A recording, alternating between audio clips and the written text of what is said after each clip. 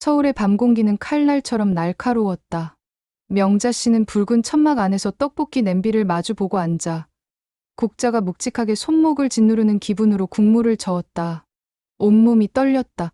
허리깨로 스며드는 밤바람은 얇은 잠바를 뚫고 들어와 뼈마디까지 시렸다. 하지만 멈출 수 없었다. 매일 밤 같은 자리, 같은 얼굴들이 포장마차 앞을 기웃거렸다. 젊은 남자들은 화려한 조명 아래서 소주병을 기울였고 짙은 화장으로 눈부신 여자들은 웃음과 한숨을 오가며 서 있었다.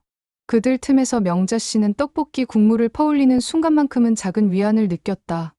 떡과 어묵이 부글부글 끓는 소리는 포장마차의 심장박동 같았다. 국물이 끓어오를 때마다 김이 뿜어져 나와 명자 씨의 얼굴을 덮었다. 눈시울이 따갑고 목구멍은 따뜻했지만 속은 한없이 공허했다.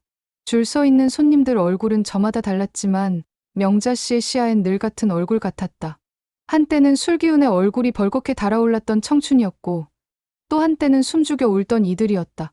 밤마다 스쳐가는 그 얼굴들의 명자 씨는 정을 붙였다가도 다시 냉정해졌다. 이곳에서 하루하루를 이어가는 일에는 감정조차 사치였다.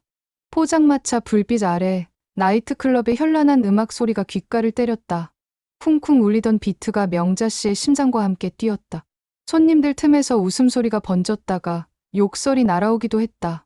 싸움이 일어나면 포장마차는 무심한 목격자가 되어야 했다. 밤이 깊어질수록 이곳은 점점 더 요지경이 됐다. 손님들의 얼굴은 번갈아 가며 취기가 올랐고 명자 씨는 국물을 저으며 속으로만 기도했다. 오늘도 무사히 지나가기를, 오늘도 별일 없기를. 하지만 마음 한구석에선 알 수 없는 불안이 꿈틀댔다. 얼마 전부터 옆 골목의 포장마차들이 하나둘 자취를 감췄다. 술안주를 팔던 노점도 순대국밥을 끓이던 작은 가게도 그 많던 야식 천막이 흔적도 없이 사라졌다.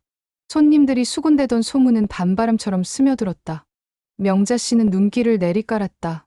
떡볶이 국물을 휘젓던 손끝이 점점 더 느려졌다.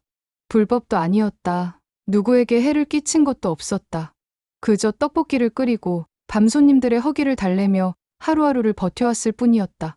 하지만 요즘 장사가 무서웠다.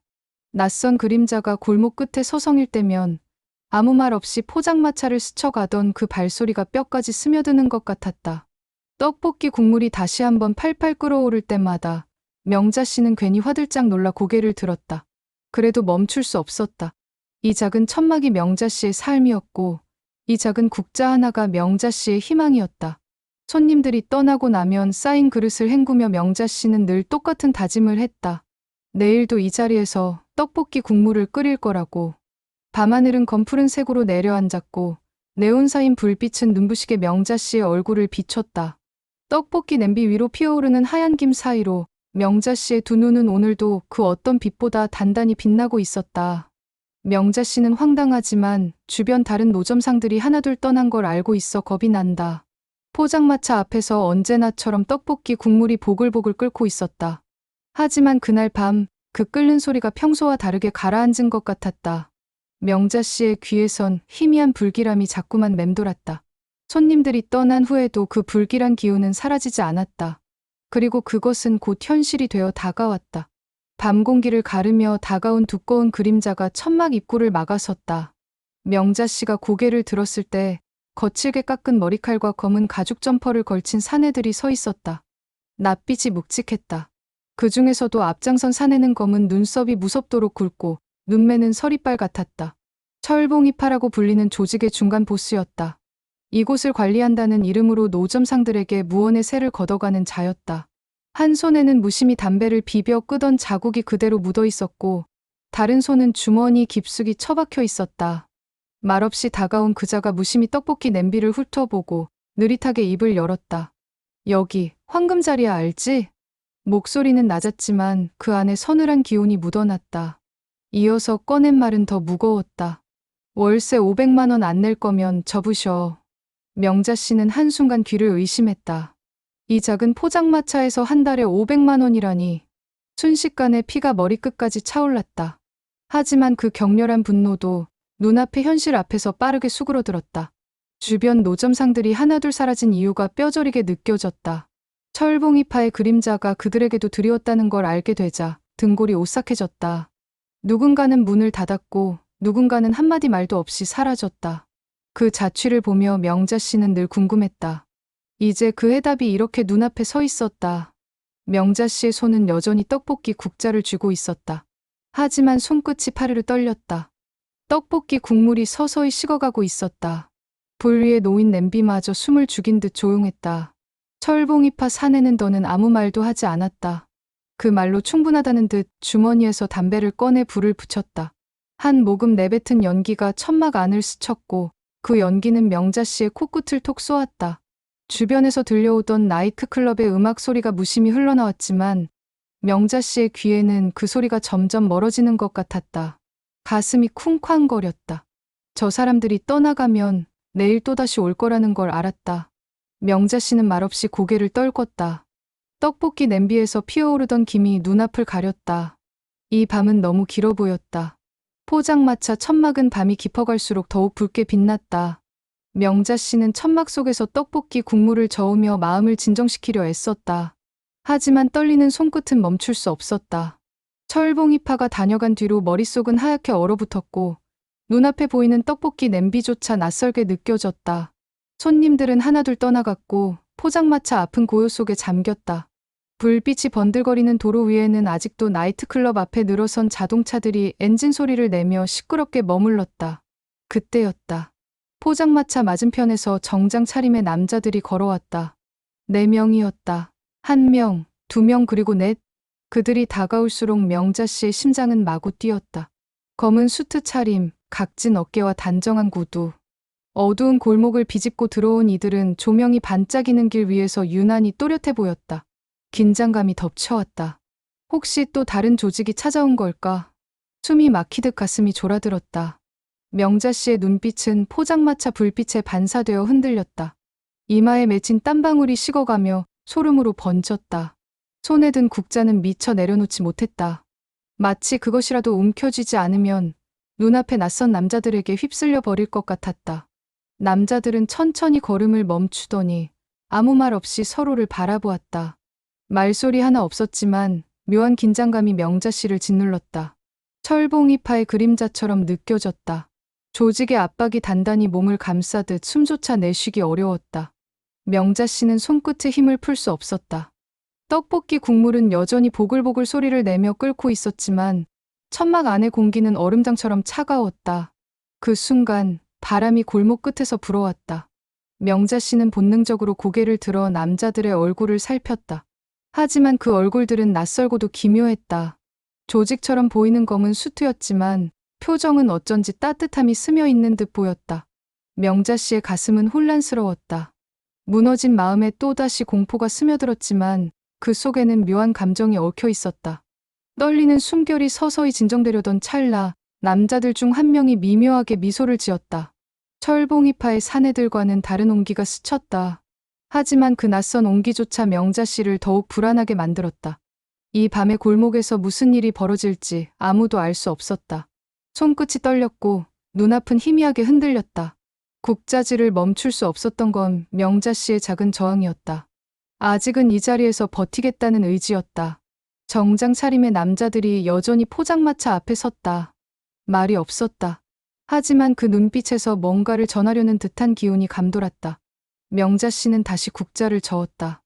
떡볶이 냄비 위로 올라오는 김이 두 눈을 따갑게 했지만 그 시야 속에서 남자들의 그림자가 조금씩 더 뚜렷해졌다. 긴장과 두려움, 그리고 알 수 없는 희망이 밤 공기 속에 묘하게 얽혀 있었다. 숨소리마저 날카롭게 느껴지던 밤 공기 속에서 정장 차림의 네 남자 중 가장 앞에 서 있던 사내가 천천히 명자 씨를 바라봤다. 검은 재킷 소매에 반짝이는 손목시계가 한 줄기 빛을 흘렸지만 그 빛보다 더 선명하게 다가온 건 그의 눈빛이었다. 긴장감이 덮쳐오는 순간 그 사내가 입을 열었다. 목소리는 낮고 조용했지만 한마디 한마디가 명자 씨의 가슴을 천천히 파고들었다. 여기 아직도 계셨네요. 아주머니 예전처럼 떡볶이 냄새 그대로네요. 명자 씨의 손에 쥔 국자가 잠시 허공에서 멈췄다. 순간 그 목소리가 낯설면서도 묘하게 귀에 익었다. 마음속 어딘가에서 오래된 기억의 문이 열리는 듯했다. 그 눈빛과 목소리가 명자 씨를 과거로 이끌었다. 젊은 시절 여전히 푸른 꿈을 줬던 명자 씨의 포장마차엔 매일 저녁 허기진 아이들이 찾아왔다. 그 중에서도 특히 말없이 고개를 떨군 채 떡볶이를 외상으로 먹고 가던 한 아이가 있었다. 바싹 마른 볼과 허겁지겁 떡볶이를 삼키던 모습이 눈에 선했다. 그 아이가 자라 이렇게 정장을 입고 다시 돌아온 것일까? 명자 씨의 가슴은 복잡하게 저며들었다. 눈앞의 남자가 어린 시절의 그 준호 씨라는 사실을 알아차린 순간 머릿속이 하얘졌다. 철봉이파의 위협으로 조마조마하던 가슴은 잠시 숨을 고르는 듯했지만 곧 또 다른 울림이 몰려왔다. 마음 한구석이 따뜻해지는 동시에 오래된 부채를 떠올리는 듯한 미안함이 명자 씨의 눈가를 적셨다. 준호 씨의 눈빛은 어릴 적 그 아이의 눈빛과 다르지 않았다. 포장마차 앞에 주저앉아 떡볶이를 먹던 어린 시절의 배고픔과 그때의 두려움과 안도감을 함께 품고 있었다. 명자 씨의 떡볶이 냄새는 그 시절과 다르지 않았다. 고춧가루와 달큰한 양념이 섞인 뜨거운 향기가 포장마차 안을 가득 메우고 있었다. 그 냄새 속에서 준호 씨는 오래전 자신의 굶주린 마음을 다시 마주한 듯 미소를 지으려다 곧 담담한 표정으로 되돌아갔다. 주변의 소음은 잦아들었다. 명자 씨의 귓가에는 떡볶이 국물이 보글보글 끓는 소리만 남았다. 그 소리가 낯선 정장 남자들 틈에서 명자 씨의 심장을 붙잡고 있었다. 명자 씨의 손끝은 여전히 떨렸지만 더 이상 공포 때문만은 아니었다. 눈앞에 준호 씨가 어릴 적 그 모습으로 겹쳐져 보였다. 배고픔에 떡볶이를 삼키던 그 아이, 그리고 지금 이 밤 다시 찾아온 남자. 마음이 천천히 무너졌다. 명자 씨는 떡볶이 국물 위로 떨어지는 조용한 눈물을 애써 삼켰다. 그래도 고개를 들 수밖에 없었다. 떡볶이 냄비에서 피어오르는 뜨거운 김이 얼굴을 타고 스쳤다. 포장마차 천막 너머로 나이트클럽의 음악 소리가 다시금 울려 퍼졌지만 이제는 그 소리가 멀리서 들리는 것 같았다. 이 작은 천막 안 명자 씨와 준호 씨의 시선이 잠시 머물렀다. 정장 차림의 준호 씨가 다시금 고개를 들었다. 그의 눈빛엔 예전의 배고픔 대신 이제는 어른이 된 눈빛이 담겨 있었다. 하지만 그 눈빛은 여전히 따뜻했고 무엇보다도 명자 씨의 떡볶이 냄새를 그리워하는 그 마음이 담겨 있었다. 떡볶이 국물은 여전히 부글부글 끓고 있었다. 그것만으로도 명자 씨는 순간적으로 이 자리에서 계속 버틸 수 있을 것 같았다. 잠시 동안 포장마차 안은 숨소리마저 묻힐 듯 조용했다. 명자 씨는 떡볶이 국물을 휘젓는 국자질을 멈추지 않았지만 손끝이 자꾸만 굳어갔다. 준호 씨의 눈빛은 과거를 떠올리게 했고 그와 함께 온 나머지 세 사람도 무언가 알 수 없는 기운을 품고 있었다. 정장 차림의 남자들이 작은 포장마차 앞에 일렬로 서 있는 모습은 묘하게도 경건해 보였다. 명자 씨는 떡볶이 냄비 위로 올라오는 김 너머로 그들의 얼굴을 차례로 바라보았다. 그 중 한 명은 주머니에서 무언가를 꺼냈다. 번쩍이는 신분증이 희미한 불빛에 드러났다. 검사였다. 또 다른 이는 어두운 슈트 아래서 무겁게 빛나는 수첩을 꺼냈다. 형사였다. 세 번째 남자는 작은 카메라를 꺼내듯 주머니를 만지작거렸다. 기자였다. 마지막 남자는 조용히 고개를 숙이고 손가락으로 테이블을 두드리고 있었다. 변호사였다. 명자 씨는 떡볶이 국물 냄새가 순간 멀어지는 듯한 기분에 휩싸였다. 이 남자들이 누구인지, 왜 다시 이곳을 찾아왔는지. 하지만 그들의 얼굴에서 두려움은 없었다. 오히려 오랜만에 찾은 고향 같은 무언의 정서가 묻어났다. 어릴 적 이곳에서 떡볶이를 먹던 아이들. 낡은 교복 바지에 구멍이 나 있었고 신발도 제각각 달아 있었다. 먹을 것 하나에도 서툴던 손이 떨리며 떡볶이를 집어 먹던 그 얼굴들. 명자 씨는 그 아이들을 기억하고 있었다. 그리고 지금 그 아이들이 정장을 입고 서 있었다. 한때는 떡볶이 국물에 젖은 휴지를 손에 꼭 쥐고 울던 아이도 있었다. 배고픔과 세상에 대한 원망이 그 작은 어깨를 눌렀던 그 시절. 명자 씨는 그들을 보며 그저 따뜻한 떡볶이 한 접시라도 더 내어주려 애썼다. 이제 그들은 각기 다른 길을 걸어온 듯했다. 검사의 눈빛엔 단호함이 어려 있었고 형사의 얼굴엔 굳센 결의가 비쳤다. 기자의 눈빛은 날카롭고도 따뜻했으며 변호사의 눈가에는 묘한 연민이 스며 있었다. 명자 씨의 가슴이 뭉클하게 조여왔다. 언젠가 포장마차 한켠에서 떡볶이를 훔치듯 얻어먹던 그 작은 아이들이 지금은 각자의 자리에서 목소리를 내는 어른이 되어 돌아온 모습이었다. 검사와 형사, 기자와 변호사. 이 작은 천막 안 떡볶이 냄비의 뜨거운 김이 잠시 그들을 감쌌다. 명자 씨의 마음엔 세상이 아무리 매서워도 그들만은 다시 이 자리에 돌아올 거란 믿음이 있었다. 이 순간만큼은 떡볶이 냄비 속에서 피어나는 김이 명자 씨의 숨결과 하나가 된 듯 느껴졌다. 고단했던 세월도, 골목의 추위도, 철봉이파의 그림자도 잠시 잊혔다. 이 작은 포장마차가 언젠가 그들에게 따뜻한 기억이었듯 오늘 밤도 그 기억이 살아있음을 명자 씨는 온몸으로 느꼈다. 얼어붙은 새벽 공기보다도 더 차갑게 골목 끝에서 느릿하게 다가오는 발소리가 들렸다. 포장마차 천막 안은 떡볶이 냄비에서 피어나는 뜨거운 김으로 가득했지만 그 열기마저 순간적으로 식어내리는 것 같았다. 철봉이파의 사내들이 다시 나타났다. 두툼한 외투깃을 세우고 무표정한 얼굴로 천막 문을 젖히며 들어왔다. 명자 씨의 손이 저절로 떨렸다. 다시금 그 거친 목소리가 귀를 때릴 것 같아 국자 끝이 바닥에 스칠 뻔했다. 철봉이파의 앞잡이는 눈웃음조차 없이 낮고 무뚝뚝한 목소리로 말했다. 생각해 보셨어요? 월세 500점, 이 자리 우리가 지켜주니까 그만큼 내셔야죠. 명자 씨는 답을 하지 못했다. 대답할 힘조차 없었고 그저 국자만 움켜쥐고 있었다. 포장마차를 지나쳤던 사람들의 발소리가 이제는 아무도 없는 듯한 정적에 빨려 들어갔다. 하지만 이번엔 혼자가 아니었다. 준호 씨와 함께 선형사 민기 씨가 검은 점퍼 안주머니에서 신분증을 꺼내 조용히 내밀었다. 번쩍이는 경찰 마크가 희미한 불빛을 받아 반짝였다. 그의 눈빛은 단호했다. 민기 씨의 목소리는 낮았지만 그 안엔 이 골목을 지켜주려는 결의가 서려 있었다. 공갈이나 협박은 형사처벌 대상입니다. 우리도 경고하는 겁니다. 물러서 주세요. 철봉이파의 사내가 눈을 부릅뜨고 민기 씨의 신분증을 노려봤지만 민기 씨는 눈을 피하지 않았다. 짧고 굵은 숨이 골목을 때렸다.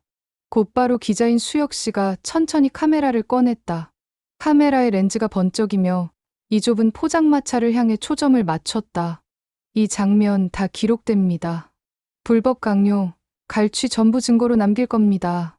그의 목소리는 흔들림이 없었다. 명자 씨는 잠시 카메라의 빨간 불빛이 포장마차 천막 안을 붉게 물들이는 걸 보았다. 그 붉은 불빛은 마치 명자 씨의 식어가는 떡볶이 국물을 다시 끓여올리는 불꽃 같았다. 철봉이파의 사내는 잔뜩 굳은 얼굴로 기자를 노려봤지만 기자의 눈빛은 흔들림 없이 정면을 응시했다. 그때 변호사인 동현 씨가 천천히 한 발 다가섰다. 말투는 여전히 부드러웠지만 목소리는 단호했다.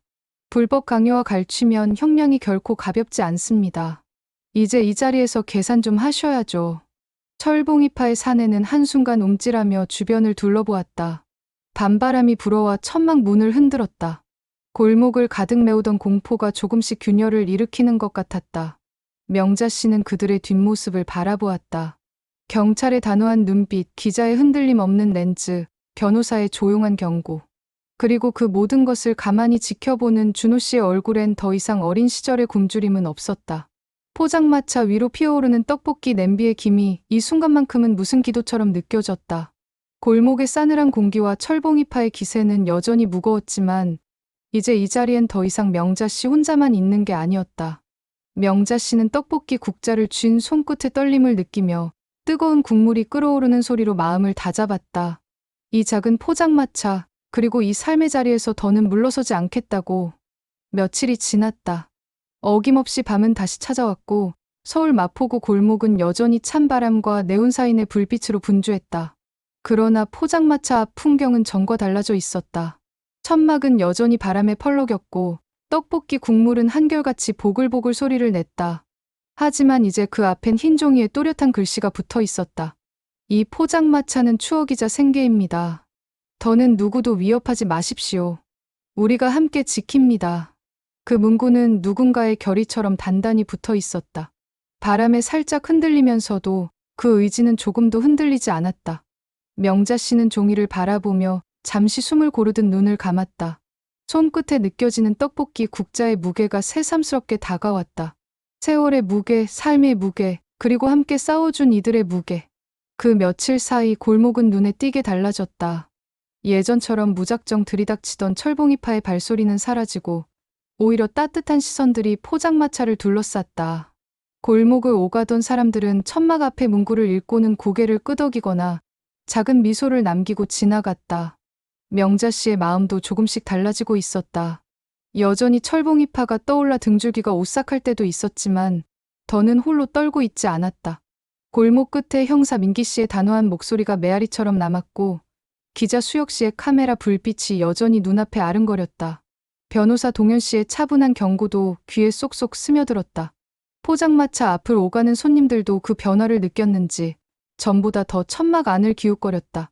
어떤 이는 따끈한 떡볶이를 맛보며 예전의 추억을 얘기했고 어떤 이는 이 작은 가게가 여전히 살아있다는 사실에 안도한 눈빛을 보였다. 명자 씨는 다시금 떡볶이 국물을 저었다. 팔이 시큰거렸지만 그 고단함마저 기꺼이 품을 수 있었다. 삶의 냄비는 이렇게 매일같이 끓어오르며 그 안에서 조금씩 힘을 찾았다. 밤 공기는 여전히 차갑지만 마음속에 피어오르는 온기는 다르지 않았다. 문구를 바라볼 때마다 명자 씨의 눈엔 그들의 얼굴이 스쳐갔다. 어린 시절 외상으로 떡볶이를 먹던 아이들, 그리고 그 아이들이 어른이 되어 다시 돌아온 모습. 명자 씨는 알았다. 이곳은 단순한 장사터가 아니었다. 이 골목, 이 포장마차는 누구에게도 빼앗길 수 없는 작은 역사이자 함께 살아온 사람들의 마음이 깃든 공간이었다. 언제까지나 이 자리에서 떡볶이 냄비가 끓어오를 수 있기를. 명자 씨는 묵묵히 두 손으로 국자를 쥐고 있었다. 오늘도 내일도 그리고 그 다음 날도 이 작은 포장마차는 더 이상 혼자가 아니었다.